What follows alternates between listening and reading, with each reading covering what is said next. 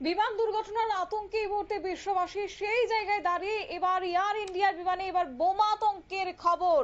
Thailand থেকে ভারতে আসছিল বিমানটি এবং সেখানেই বোমা আতঙ্কের খবর পাওয়া মাত্র যাত্রীদের মধ্যে একটা আতঙ্ক সৃষ্টি হয়। ফোটেক বিমানবন্দরে জরুরি অবতরণ করেছে AI-379 এর এই বিমানটি। বিস্তারিত জানবো, আমাদের সঙ্গে যুক্ত হয়েছে প্রতিনিধি সৌম্য মুখার্জি। সৌম্য, কি জানতে পারছো এখনো পর্যন্ত, কি আপডেট রয়েছে? দেখো, আহমেদাবাদের বিমান দুর্ঘটনার বিষয় নিয়ে যখন গোটা দেশ শোকের ছায়া, সেই সময় একটি ভয়াবহ ঘটনা ঘটতে চলেছিল এয়ার ইন্ডিয়ার অন্য একটি বিমানে। বিমানটিতে বোমা আতঙ্ক ছড়ায় এবং তারপরই জরুরি অবতরণ করতে বাধ্য হয় বিমানটি। যেটা জানা গেছে যে এয়ার ইন্ডিয়া একটি বিমান A-1-379 সেটি থাইল্যান্ড থেকে ভারতে ফিরছিল।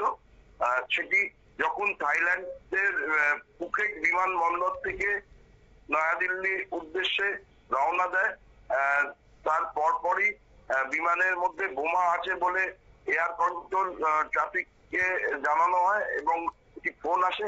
তার ভিত্তিতেই নিমিষের মধ্যে বিমানটিকে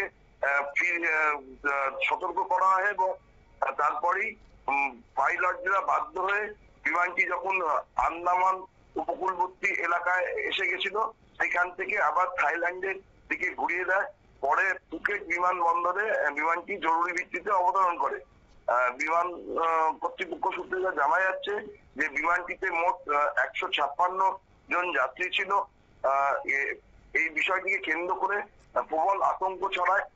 ফুকেট বিমানবন্দরের তরফ থেকে একটি বিবৃতি দেওয়া হয়েছে যে শুক্রবার ভারতীয় সময় সকাল 9:30 নাগাদ এয়ার ইন্ডিয়ার A-1-379 এয়ারবাসটি টেক অফ করেছিল, কিন্তু কিছুক্ষণ পরেই বিমানটিতে বোমা আছে বলে এয়ার ট্রাফিক কন্ট্রোলে ফোন আসে।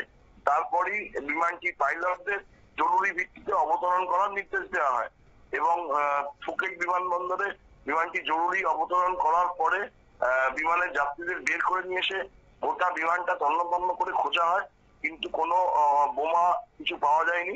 যদিও বিষয়টিকে নিয়ে প্রবল আতঙ্ক ছড়ায়, কারণ আহমেদাবাদের দুর্ঘটনার পরে এখনো ধ্বংসাবশেষ সরিয়ে সবকটি দেহ উদ্ধার করা সম্ভব হয়নি। সেই সময় এয়ার ইন্ডিয়ার বিমানে বোমাতঙ্কে ঘটনায় তুমুল চাঞ্চল্য ছড়ায়।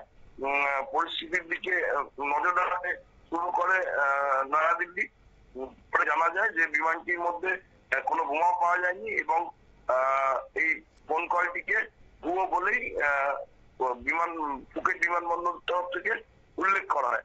যদিও বিষয়টিকে নিয়ে তদন্ত করে দেখা হচ্ছে, কিন্তু এই ঘটনা আতঙ্ক আরো বাড়িয়ে দিচ্ছে বলেই মনে করা হচ্ছে। শতাব্দী, ধন্যবাদ।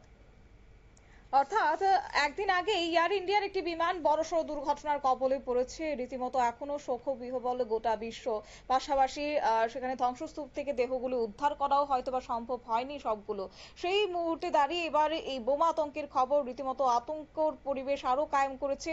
সেই দুর্ঘটনার নেপথ্যে কোনো রকমের অন্তর্ঘাতের তথ্য কিন্তু এখনো পাওয়া যায়নি। এখনো গোটা বিমানটি তন্ন করে খুঁজে দেখা হয়েছে, কোনো রকমের বোমা পাওয়া যায়নি। তবে ভুয়ো ইমেল কে পাঠিয়েছে, কোন আইডি থেকে বা পাঠানো হয়েছে, কি উদ্দেশ্য ছিল, সমস্ত কিছু হয়তোবা তদন্ত করা হবে। কিন্তু বোমাতঙ্ক খবরটি কিভাবে ছড়িয়েছে তা নিয়ে এখনো কর্তৃপক্ষের পক্ষ থেকে কিন্তু স্পষ্টভাবে কিছু বলা হয়নি।